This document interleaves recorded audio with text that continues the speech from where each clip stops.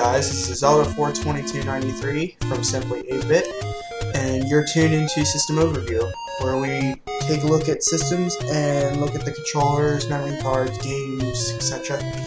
And today we'll be looking at the Sony PlayStation. Now, the history of the PlayStation begins with Sony, when they were trying to talk to Nintendo about making a potential CD add-on for the Super Nintendo, and Nintendo agreed to work with Sony, and later on found out in Sony's contract that Sony would have all the rights to any of the games that were made using CDs. So Nintendo did not like this, and they decided to not tell Sony, and they went to Philips, and that became the Philips CDI. And Sony later on found out that Nintendo had betrayed them, and they were not at all happy.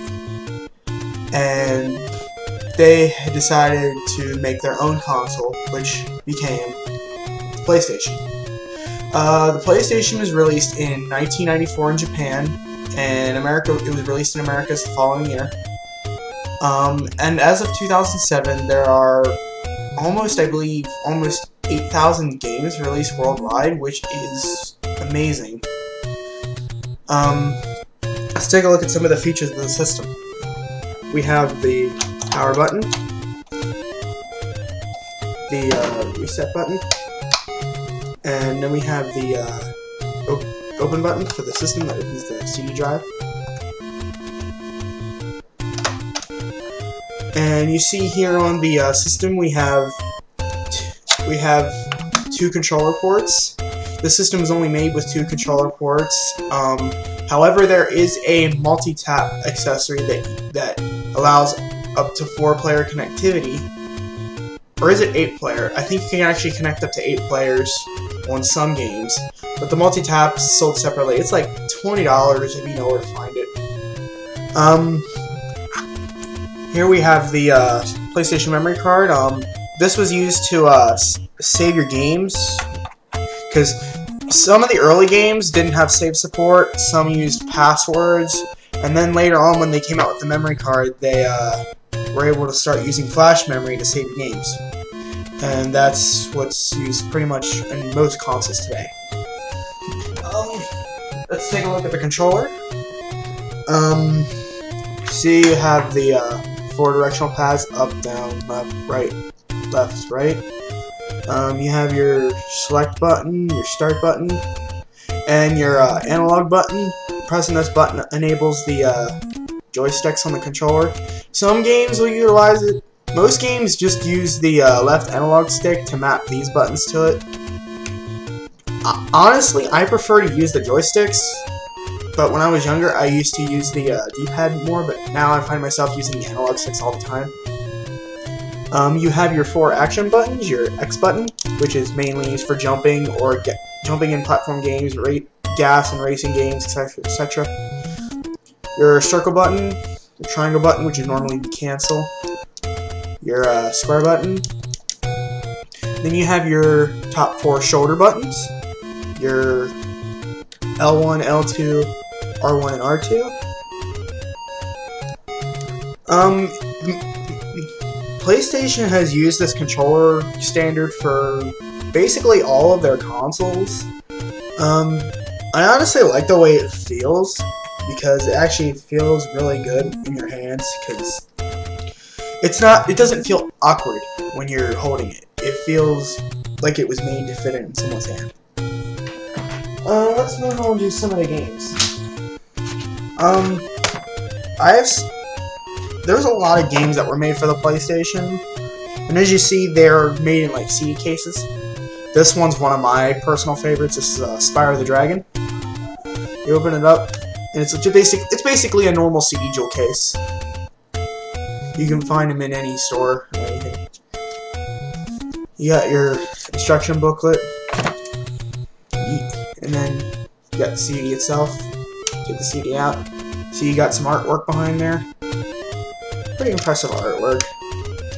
And the console was really good for its time. I mean, compared to the Nintendo 64 and the Sega Saturn, I can be pretty sure that it beat out almost all the systems of that generation. And here's another one of my favorite games. This is Crash Bandicoot. Very good platforming game. If you love platforming games, I really recommend this game. And then if you're a big racing fan, like if you like buying cars, upgrading them, the parts, upgrading your engine, brakes, etc., etc., then you need to play this game. This is Gran Turismo. This has this has hundreds and hundreds of cars, tons of tracks, so much to unlock. It will take you months to beat this game completely. I don't think there's a lot of people out there who have actually played this all the way through because there is just so much content. This game was actually quite revolutionary for the time. Although, what I don't get is why they actually put it in it's like a double CD case. I'm not sure how they work, but I think it was to include the reference manual and the instruction booklet, but I can't be sure because the game itself is only one disc. Now, Gran Turismo 2, that was a 2-disc game.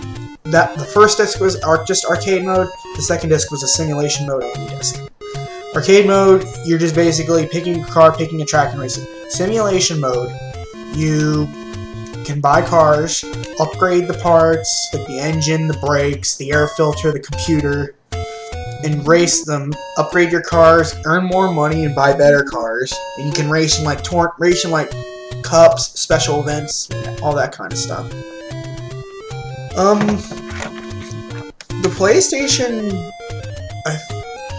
PlayStation's still well used today. A lot of people play the classic games. I mean, there was just so many good titles on the original PlayStation. There's Final Fantasy, NASCAR.